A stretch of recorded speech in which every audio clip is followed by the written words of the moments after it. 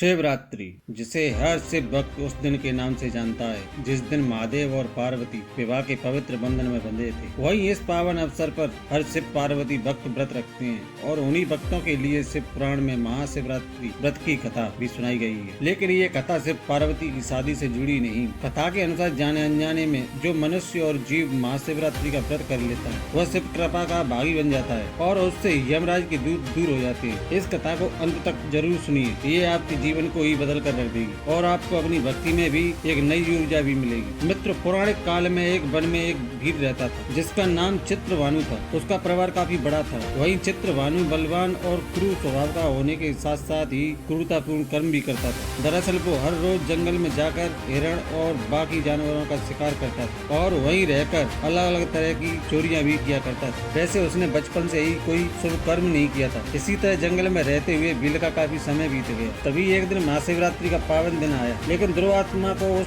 व्रत के बारे में कुछ भी नहीं पता था और उस दिन उस भील के माता पिता और पत्नी भूख से परेशान होकर उससे खाने की मांग करने लगे। उनके बार बार याचना करने पर ही वो भील तुरंत धनुष लेकर वन में चला गया और हिरणों के शिकार के लिए वन में इधर उधर घूमने लगा। लेकिन पूरा दिन निकल गया और उसे एक भी शिकार नहीं मिल पाया और फिर सूर्यास्त हो गया। शिकार न मिलने की वजह से उसको काफी दुख हुआ और वो सोचने लगा कि अब मैं क्या करूं, कहाँ जाऊं? आज तो कुछ नहीं मिला।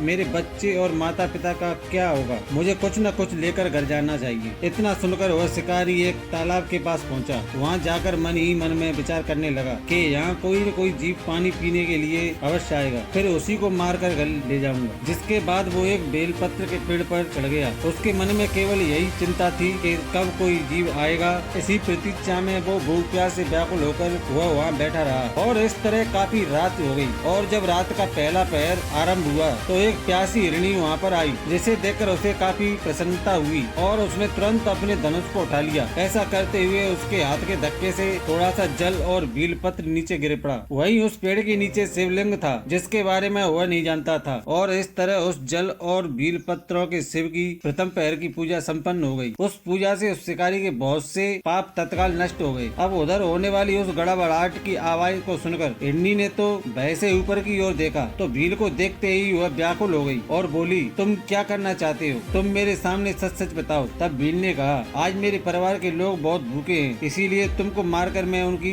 भूख मिटाऊंगा और उन्हें तृप्त करूंगा। भील के मुख से ऐसे वचन सुनकर हिरनी बोली, मेरे मांस से तुमको सुख होगा? इस अनर्थकारी शरीर के लिए इससे अधिक महान पुण्य का कार्य और क्या हो सकता है? उपकार करने वाले प्राणी को इस लोक में जो पुण्य होता है उसका 100 वर्षों में भी वर्णन नहीं किया जा सकता है। परंतु मेरे सब बच्चे मेरे आश्रम में ही हैं और उन्हें अपनी बहन और स्वामी को सौंप कर लौटाऊंगी। लेकिन तुम मेरी इस बात को झूठा न समझो, मैं फिर तुम्हारे पास लौट आऊंगी, क्योंकि सत्य पर ही धरती टिकी हुई है। लेकिन तब भी भील ने उसकी बात नहीं मानी। तो फिर हिरनी बोली, तुम्हारे सामने ऐसी शपथ करती हूँ कि यदि मैं लौट कर न आऊँ तो ब्राह्मण यदि वेद बेचे और तीनों काल संध्या बंदन न करे तो उससे जो पाप लगता है, पति की आज्ञा का उल्लंघन करके स्वेच्छा अनुसार कार्य करने वाली स्त्रियों को जिस पाप की प्राप्ति होती है, किए हुए उपकार को न मानने वाले, भगवान शंकर से विमुख रहने वाले तथा विश्वासघात और छल करने वाले लोगों को जो पाप लगता है, उसी पाप से मैं भी लिप्त हो जाऊं।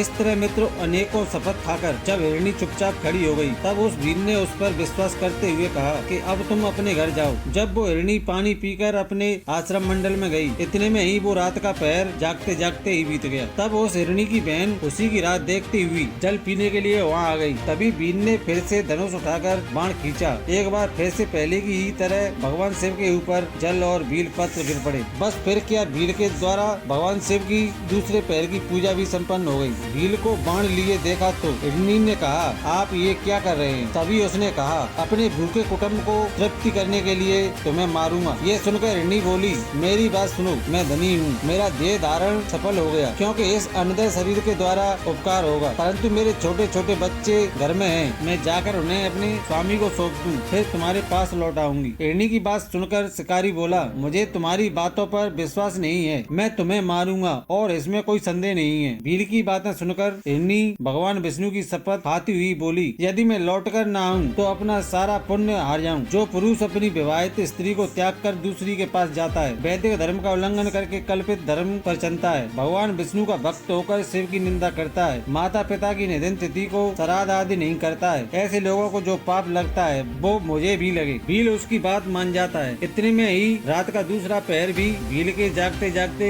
बीत गया। इसी समय तीसरा पहर आरंभ हो गया और इधर हिरणी के वापस न लौटने पर भील उसकी खोज करने लगा। इतने में ही उसने झील के पास एक बार और एक हिरण को देखा। वो बड़ा अस्पष्ट था। उसे देखकर भील को बड़ा हर्ष हुआ। उसने बिना कुछ सोचे समझे हिरण पर निशाना साधा। ऐसा करते समय एक बार फिर से जल और भीलपत्र शिवलिंग पर गिर गया, जिससे उसके सौभाग्य से शिव की तीसरी पहर की पूजा भी संपन्न हो गई और इस तरह भगवान शिव ने उस पर अपनी दया दिखाई। वहीं पत्तों के गिरने की आवाज सुनकर उस हिरण ने झील की तरफ देखा और पूछा, क्या कर रहे हैं? फिर भील ने कहा, मैं अपने कुटुंब को भोजन देने के लिए तुम्हारा वध करूंगा। तभी हिरण ने कहा, मैं धन्य हूँ, मेरा अष्टपुट शरीर होना सफल हो गया, क्योंकि मेरे शरीर से आपकी तृप्ति होगी। जिसका शरीर परोपकार के काम नहीं आता उसका सब कुछ व्यर्थ चला जाता है। जो सामर्थ्य रहते भी किसी का उपकार नहीं करता उसकी वह सामर्थ्य बेकार चली जाती है तथा वह परलोक में नरक का भोगी होता है। परंतु मुझे एक बार जाने दो, मैं केवल बालकों को उनकी माता के हाथों में सौंपकर और उन सबको धीरे बनाकर यहाँ लौट आऊंगा। इसका ऐसे कहने पर भील मन ही मन में बड़ा विस्मित हुआ। उसका हृदय कुछ शुद्ध हो गया और उसके सारे पाप नष्ट हो गए। उसने हिरण से कहा, जो यहाँ पर आए वो सब तुम्हारी तरह बातें बनाकर चले गए, परंतु तुम भी अभी तक संकट में हो और इसीलिए झूठ बोलकर चले जाओगे। भील की बातें सुनकर हिरण ने कहा, मुझ में असत्य नहीं है। सारा चराचर ब्रह्मांड सत्य पर ही टिका हुआ है। जिसकी वाणी झूठी होती है उसका पुण्य उसी समय नष्ट हो जाता है। शिवरात्रि के दिन भोजन करने से जो पाप लगता है, झूठी गवाही देने,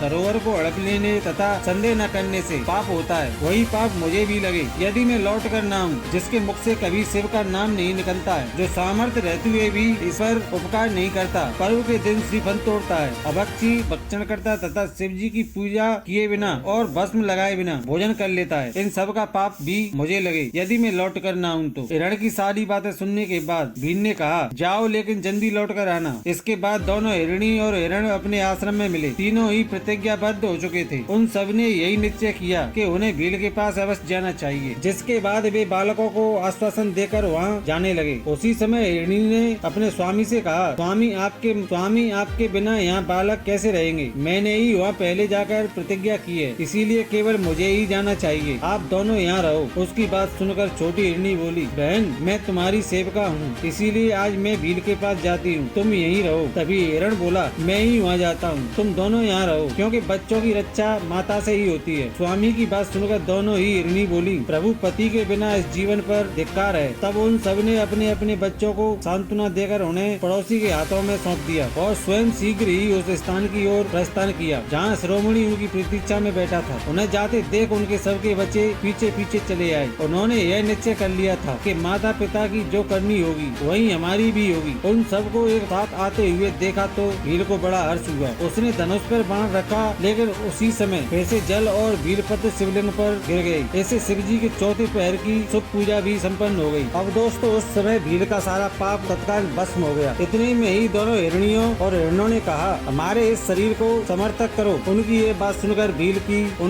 सुनकर भील को बड़ा विस्मय हुआ। शिव पूजा के प्रभाव से उसको दुर्लभ ज्ञान प्राप्त हो गया। उसने सोचा कि ये हिरण ज्ञानहीन पशु होने पर भी धन्य है, जो ज्ञानहीन होकर भी अपने शरीर से परोपकार करना चाहते हैं। लेकिन धिक्कार है मेरे जीवन को कि मैं उनके परिवार की कुकृतियों से अपने परिवार का पालन करता रहा। अब उसने अपने बाण को रोक ली और हिरण से कहा कि वे सब धन्य हैं और उन्हें वापस जाने दिया जाए। उसके ऐसा करने पर भगवान शंकर ने प्रसन्न होकर उसे अपने दिव्य स्वरूप के दर्शन करवाए और उसे सुख समृद्धि का वरदान देकर गुरु नाम प्रदान किया। दोस्तों यही वही गुरु था जिसके साथ भगवान श्री राम ने मित्रता की थी। भगवान शिवरात्रि की ये कथा यहीं पर समाप्त होती है। दोस्तों अगर आपको यह पसंद आई हो तो इसे ज्यादा से ज्यादा लाइक और शेयर करें। साथ ही ऐसी पौराणिक कथाओं के बारे में जानने के लिए हमारे चैनल भक्ति कहानियाँ 1 को सब्सक्राइब जरूर कीजिए। दोस्तों हर हर महादेव।